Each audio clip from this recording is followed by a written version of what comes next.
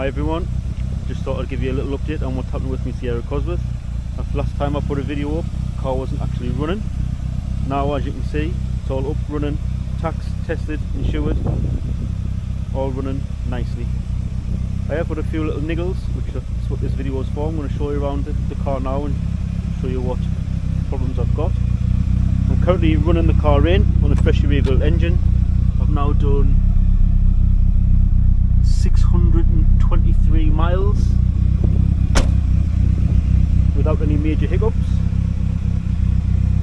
Just a few things that I would like to get sorted on the car. I've got a problem with the fuel level sensor. No matter how much fuel I put in, I've constantly got a quarter of a tank.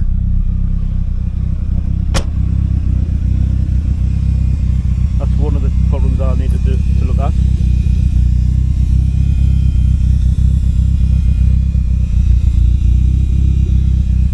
Another few little niggly parts. Could do with some new window rubbers, as you can see here. Starting to bubble.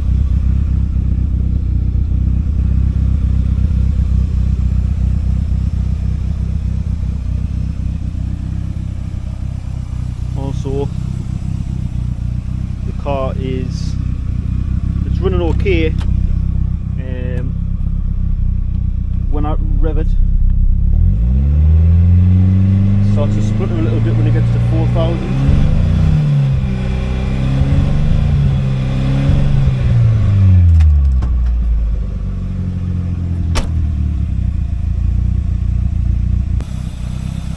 What I'm hoping that splutter is this old wiring loom I've got here.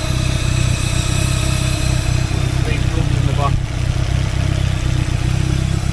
I have ordered a new complete engine wiring loom, so hopefully when that turns up I'll get that fitted. See if that helps with that issue. Also, as you can see, there's a turbo heat shield to fit on here. The timing cover to go on here. Wiggle the time cover up to make sure that I have no oil leaks on the cam seals, make sure everything's okay.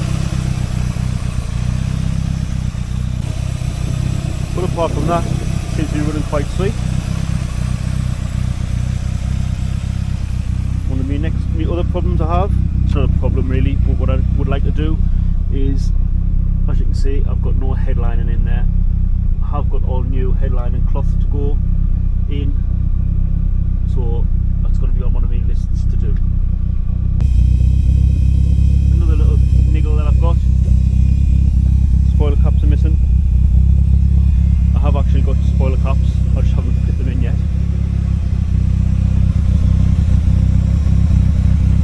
Covers for the side skirts, I've also got all those as well. I just haven't fit them because they seem to be quite a loose fit. I'm going to try and secure them on somehow, make it a little bit tighter.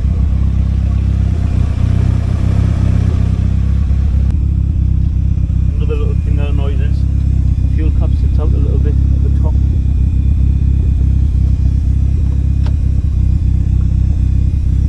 And the rubber seal, which I did buy a brand new one, genuine from Ford, was all cracked. I'll have to get a new rubber seal for that. But apart from that, she's running quite sweet. Hopefully get some more miles on, get an oil and filter change done on it. It's got running in oil at the minute. Put some fresh oil in and then just use it throughout the summer. Hopefully do some nice road trips, maybe a few car shows if I can.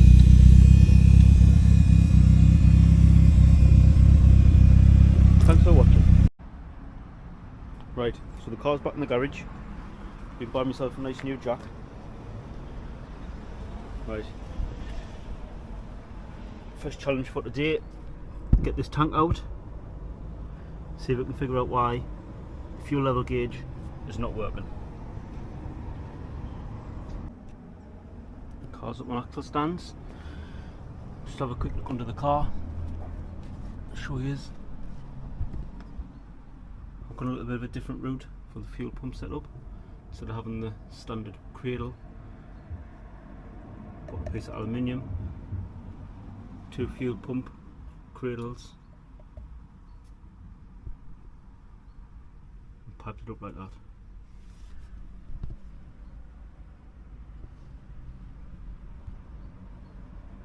Now let's get this tank out. Right, what I'm going to do, put a bucket under there. I'm going to clamp this pipe, take the Jubilee clip off here, undo the EN fitting on this fuel tank here, and bung it. So if there is any fuel left in, because I'm not sure how much is actually in the tank, doesn't sound like a lot. Hopefully the fuel will not go all over me floor. Then it's just a matter of taking 2 bolts here, one there, and the strap. And also inside here, take the cap off, and there's a screw just up here which will need to come up as well. Okay, there's the fuel tank out. Not as easy as I expected, because it seems to have a lot more fuel in what I thought it did, so it was quite heavy. Although I did use the jack to just lower it down. As you can see, it's all out. Now we'll get to the sender unit off and see why this is not working correctly. Right, what I've done now, tank out, sender unit out of the tank. As you can see, this is the little float that moves up and down inside your tank. No matter how much fuel I had in this tank, I clipped it out when it was full. It always read 1/4 of a tank. So what I've done, took the float out, had a look, and what I did find was, as you can see on the top of this, it's all quite rusty. All the connections inside the terminals inside of these this wire here and this wire here. See if I can show you a bit better. They were all quite, not badly corroded, but they weren't the best. So I've cleaned them all up, and now it's starting to read correct. So I'll give you a quickly show you. So the float all the way down the bottom. As you can see, this is all the way down the bottom. We'll switch ignition on, see where it is.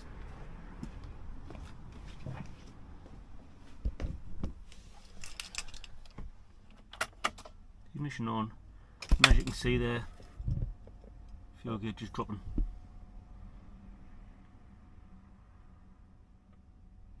Still going, 1/4 of a tank.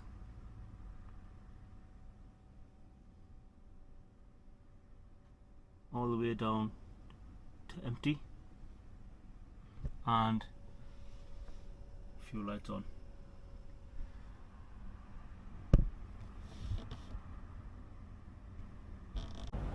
Back to the back, and as I've only got 1 pair of hands, what I've done is I put this little clamp on, so this is holding this approximately 1/4 of a tank. Now let's go and see, we'll put the ignition on and see where it goes now.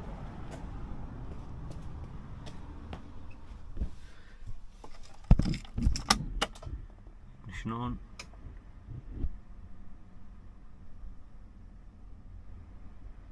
Slowly going up.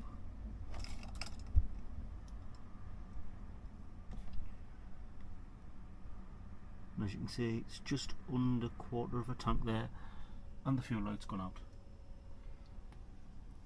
Now we'll go and move it a little bit further and see what happens.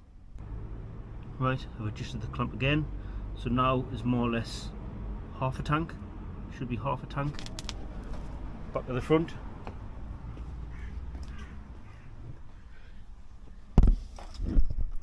Ignition on again.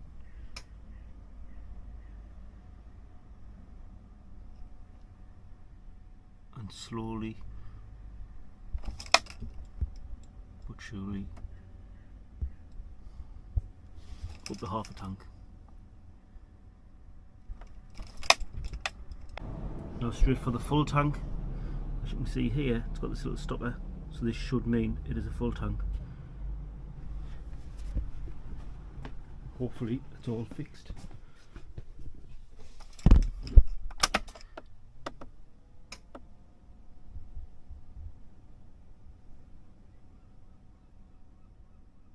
As you can see there, I would have put the lights on. Yeah, full tank. One job done. Now that's all, job's all done. Need to put the sender unit back in the tank, and the tank back in the car. Right, it's a little bit later in the day now. As you can see outside, pitch black. Sender unit's back in, seals on, cleaned all this, put contact grease inside here, cleaned all inside of these wires here. Now it's just a matter of getting the tank back into there.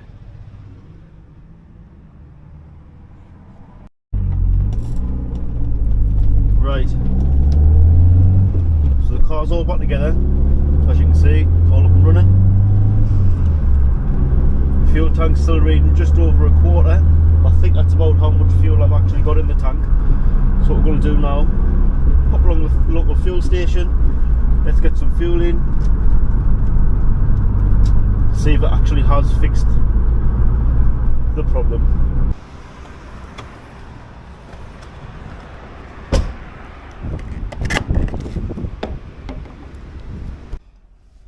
The moment of truth.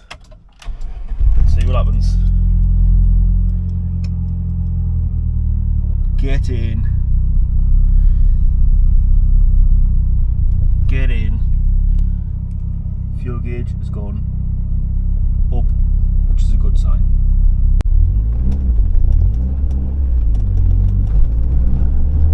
Right, so far so good. Fuel tank is reading 3/4 of a tank of fuel. I only put £40 worth of V-power in.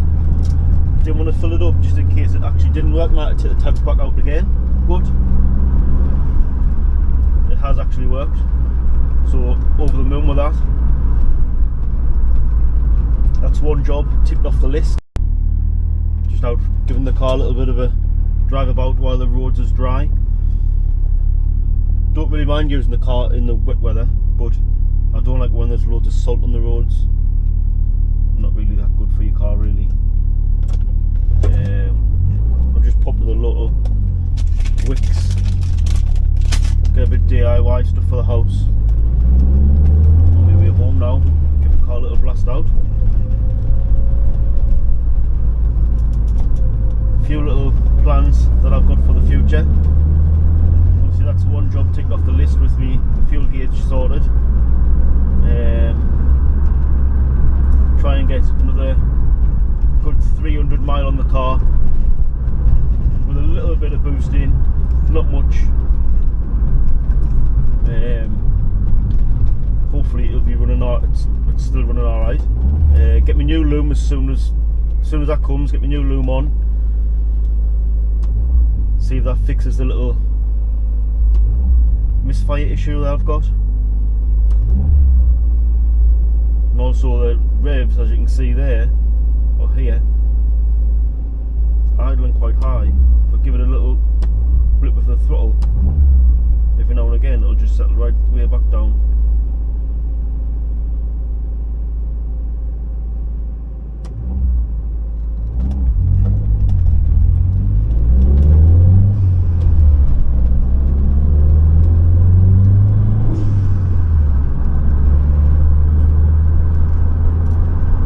Blast along these roads, nothing too major.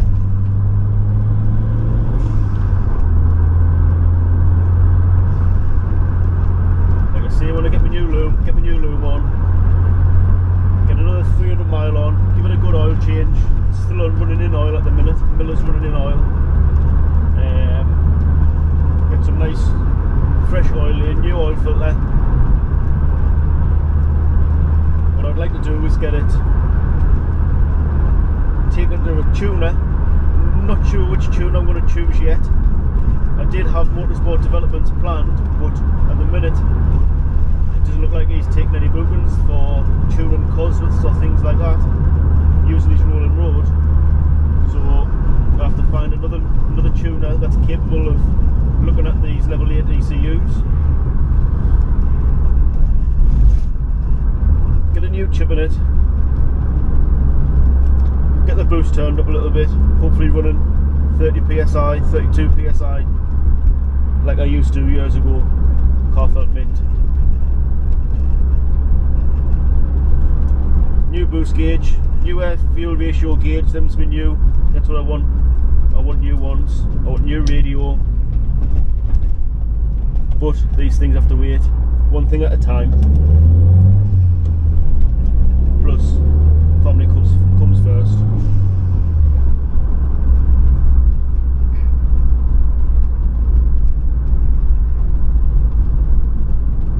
But as you can see, it drives no bother. Hopefully I'll get a little bit of open road, I'll give it a little bit of boost. Not much.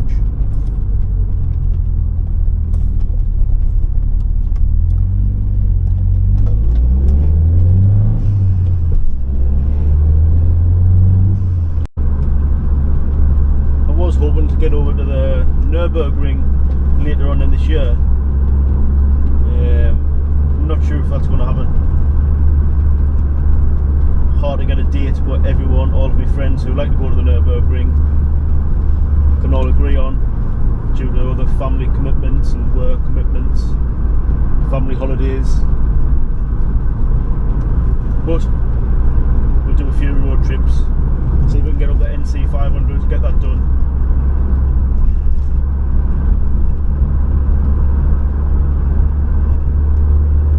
I'm not planning on getting the car live mapped. I would just prefer to get a chip put in the ECU for now, because in the future I wouldn't mind changing to aftermarket management, something like the likes of Max Racing ECU, something like that. They all look good, and I like fiddling with things myself. Me and my brother like to mess about, let it try everything out.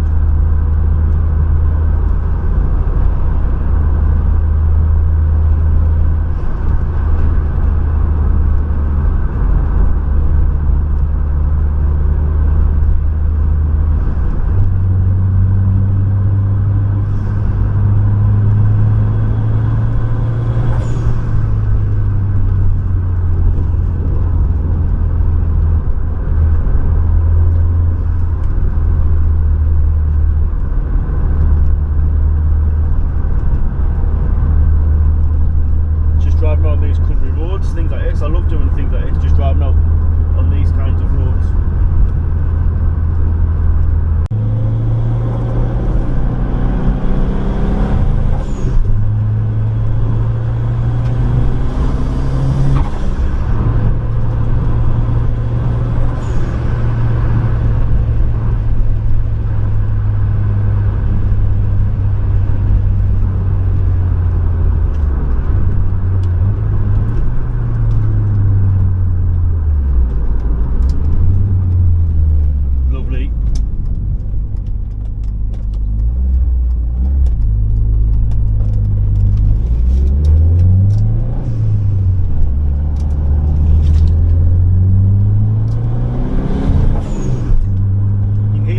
There when it gets to 4,000.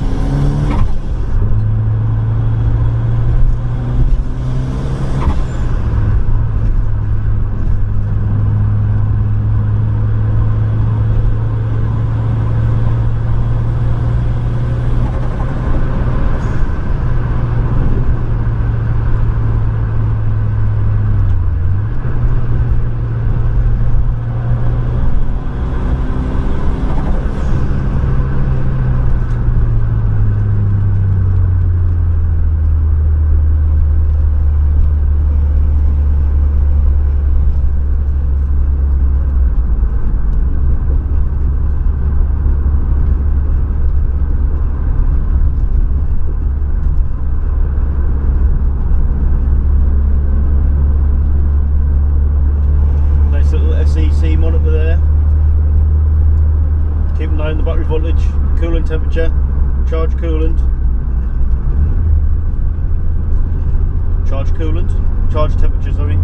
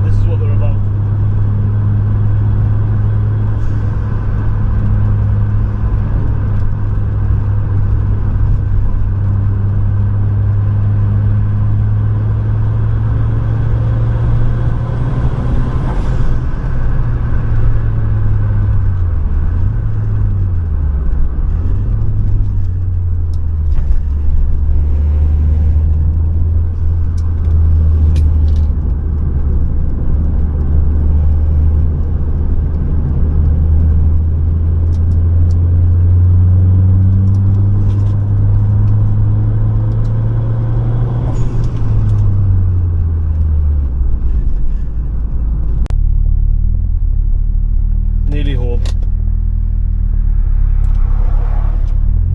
Give it a little bit of a thrashing. Not much, just a little bit. Temperature's still looking good. 74 degrees, just on a cruise. What's everybody else's temperatures running at? Drop it in the comments. What your cosworth run at temperature wise?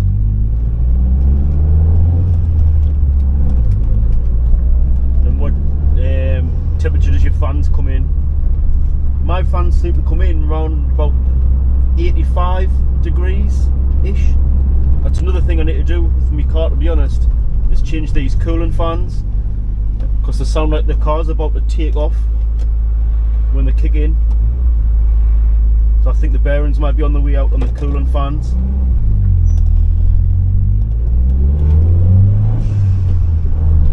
But that's not much of a job.